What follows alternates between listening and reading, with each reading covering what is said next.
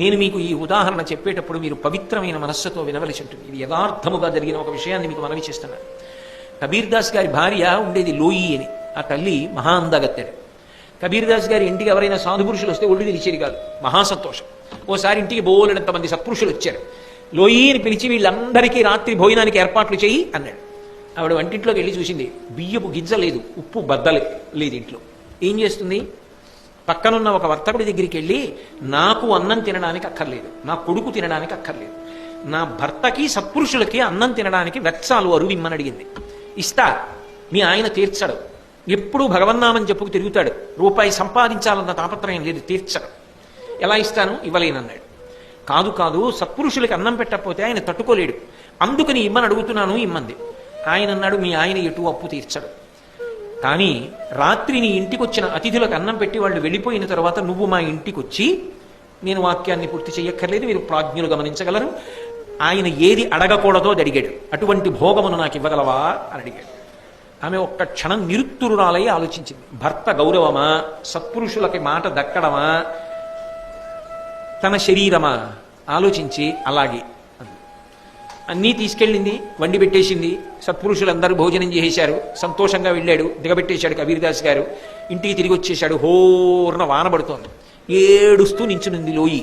ఎందుకు లోయి ఏడుస్తావు? ఇంతమంది సత్పురుషులకు అంత మంచి భోజనం వండి పెట్టావు, ఆనందపడాలి కదా అన్నాడు. ఆమె జరిగిన విషయం చెప్పి. ఇంకొకడైతే ఎంత ఆక్రోశం చెందుతాడు. ఆయన అన్నాడు, ఆ వర్తకుడు ఎంత గొప్పవాడు లోయి, ఇందులో ఏముంది? చర్మము, రక్తము, మాంసము, కొవ్వు, అస్థి, శుక్ల, మేధ, 7 పదార్థములున్నాయి. ఈ చర్మాన్ని ఉత్తరిస్తే లోపల నెత్తురు ఉంది, ఎముకుంది, మాంసం ఉంది, ఏముంది కనుక? ఇంత అల్పమైనటువంటి కోరిక కోరాడా? ఇంత చిన్న కోరికకి ఇంతమంది మహానుభావులకు అన్నం పెట్టడానికి సరుకులు ఇచ్చాడా? మాట తప్పకూడదు లోయి. తడిసిపోతే ఆయనకి అనురక్తి తగ్గచ్చు. గొడుగు పట్టి తీసుకెడతానని గొడుగు పట్టి తీసుకెళ్ళాడు భార్యని.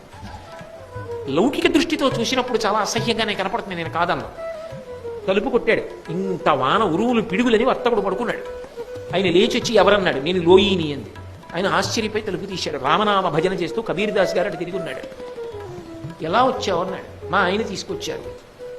మీ ఆయన ఎందుకు తీసుకొచ్చాడో తెలుసా నిన్ను అన్నాడు. తెలుసు అంది. మరి ఎలా తీసుకొచ్చాడు అంది. అంతమంది సాధు పురుషులకు అన్నం పెట్టడానికి అరువిచ్చిన మహానుభావుడు ఏమడిగాడు కనుక? కంపు కొట్టే ఈ చర్మాన్ని కదా, ఈ శరీరాన్ని కదా అడిగాడు అని తీసుకొచ్చాడు. ఆయన ఒకసారి కబీర్ దాస్ వంక చూశాడు. రామనామని చెప్తూ తేజోమూర్తి నిలబడున్నాడు సాధు పురుషుడు. ఆయనకి జన్మలో పట్టుకున్న కామ పిశాచం వదిలిపెట్టేసింది. తిన్నగా వెళ్ళి కబీర్ దాస్ గారి కాళ్ళ మీద పడిపోయాడు. ఉద్దింక నాకు ఈ జన్మని తన సమస్తం దానం చేసి కబీర్ దాస్ గారి శిష్యుడైపోయి, అమ్మా తల్లిని కామించానమ్మా, ఎంత తప్పు చేశానమ్మా, ఇక నా జన్మలో ఇటువంటి కోరికలు కోరనని కబీర్ దాస్ గారి శిష్యుడైపోయి జీవితాన్ని తరింపజేసుకున్నాడు.